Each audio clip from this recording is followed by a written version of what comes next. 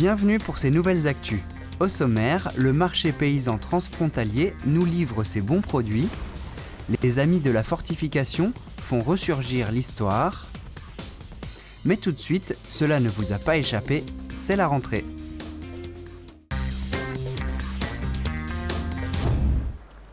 À Hautvillers, le mardi 3 septembre, c'est un jour particulier pour la famille Staller. Quentin va au lycée, Morane rentre en 6e et Enora est au CM1. Les sacs sont prêts, les vacances sont finies. C'est une étape importante, mais sans stress particulier. Ils grandissent, donc voilà, ils deviennent un petit peu plus autonomes et non, le stress, non, pas plus que ça, à part qu'ils deviennent adolescents et puis ça c'est un passage un petit peu difficile. Pour Morane, le bus arrive à 7h10. Après le transport, les choses sérieuses commencent. C'est l'heure de l'appel. Bon, soyez tous les bienvenus donc, pour cette rentrée des 6e ce matin. Vous voyez qu'on ne fait pas les choses à moitié, on a de beau temps. Donc, on va commencer par la classe de 6e 1. Dans cette classe, nous aurons Louévan, Staller, Morane. Sur les 328 collégiens, presque un quart des élèves sont en 6e. Ils sont 90 à Niederbronn-les-Bains. Durant la matinée, les 6e vont découvrir le fonctionnement du collège et les formalités administratives. Le règlement intérieur du collège. Leur professeur principal sera aussi leur professeur de mathématiques toute l'année. Alors ils vont commencer par voir les droites, le vocabulaire sur les droites, et après la numération, les positions des décimaux, etc. Après on va commencer un petit peu les démonstrations, ce qu'ils n'avaient pas vu normalement dans le primaire. À la récréation, on fait le point sur les camarades et sur l'emploi du temps. C'est la 6e 1. Il y en a qui étaient en primaire avec moi, il y en a d'autres qu'on a rencontrés en colonie. Et l'emploi du temps, il est bien ? Ouais, sauf qu'on n'a pas beaucoup de permes. La matinée fut bien remplie et ce n'est pas fini. On a lu le carnet de liaison, il nous a distribué des mots et après on va chercher les manuels. Après ça, les 6e visitent ou revisitent l'établissement. Voilà, donc ici vous êtes dans ce qu'on appelle le bâtiment administratif, d'accord ? Comment ça s'appelle ? Un carnet de liaison, et ça sert à quoi ? Enfin, arrive l'heure du repas, aujourd'hui spaghetti bolognaise. Morane s'est déjà habituée à ces lieux qui vont devenir familiers. L'après-midi, les élèves auront déjà des cours normaux, comme pour les mois à venir.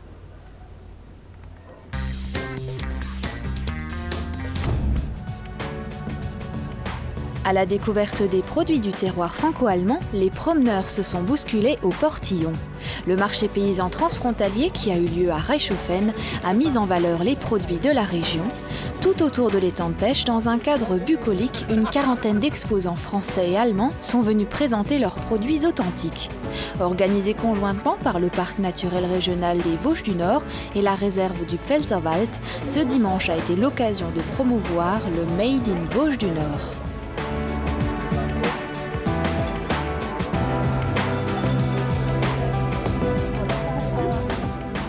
C'est le deuxième marché transfrontalier qui se produit dans la ville de Reichshofen. Donc il y a 2 ans, c'était sur la place de la Castine. Donc c'est vrai que le cadre ne convenait pas trop par rapport à tous ces produits du terroir qui se vendent là, tout autour de nous. Donc c'est vrai, produits du terroir et nature, donc ça se conjugue très bien. Et voilà, donc je pense que c'est une manifestation qui apporte un petit peu plus sur Reichshofen.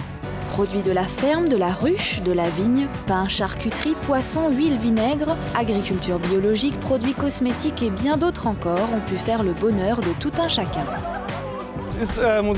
Je dois dire que j'apprécie beaucoup cette rencontre franco-allemande. Le fait de partager un tel marché est enrichissant pour l'un comme pour l'autre. Nous pouvons donc répondre aux besoins des Français et inversement. Ça permet de toucher une autre clientèle de toute façon, des gens que nous n'avons pas forcément voir venir jusque chez nous au domaine. Après, effectivement, il y a certains Allemands qui sont très poussés vers les produits bio et l'écologie et qui sont très sensibles à nos produits. Nous réalisons du pain biologique de manière artisanale, c'est-à-dire que nous faisons tout, de la farine jusqu'au pain. Il est vrai qu'en France, on consomme surtout de la baguette. C'est pourquoi nous proposons aux Français de bons pains sombres au seigle, pas uniquement à la farine de blé, un savoir-faire allemand artisanal. 5 marchés paysans de ce type sont organisés tout au long de l'année, partagés entre la France et l'Allemagne. Le prochain en date, c'est le 22 septembre à Grünstadt en Allemagne et celui du 27 octobre à Lembach en France clôturera la saison de ces marchés paysans transfrontaliers.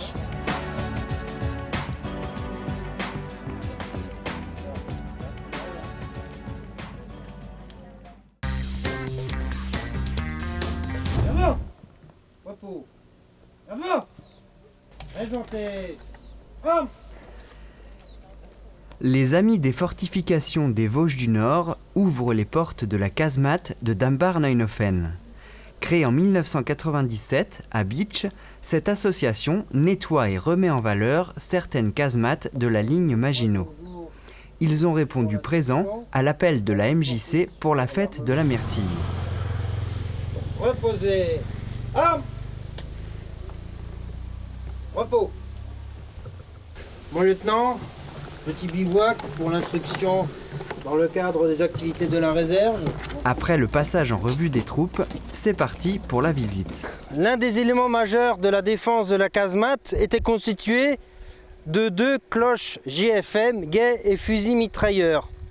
Le guet se faisait à l'aide soit du périscope, soit de l'épiscope. La cloche blindée était épaisse de 20 cm d'acier d'un blindage spécial. Donc la casemate avait un équipage de 12 hommes, commandé par un sergent. Chaque homme ici pouvait disposer de son lit, où était posé son casque et une partie de son pactage. La défense rapprochée de la casemate était effectuée à l'aide de 3 fusils mitrailleurs, modèle 1924 modifié 1929, d'un calibre de 7,5 mm. Ils avaient une cadence de tir de 500 coups à la minute et étaient utilisés sur différents types de supports. La défense rapprochée est également complétée par cet appareil, c'est une goulotte lance-grenade. Passionnés d'histoire et de la Seconde Guerre mondiale, les membres seront à nouveau présents en costume à la casemate le 8 septembre pour Photofolies et pour les Journées du patrimoine mi-septembre.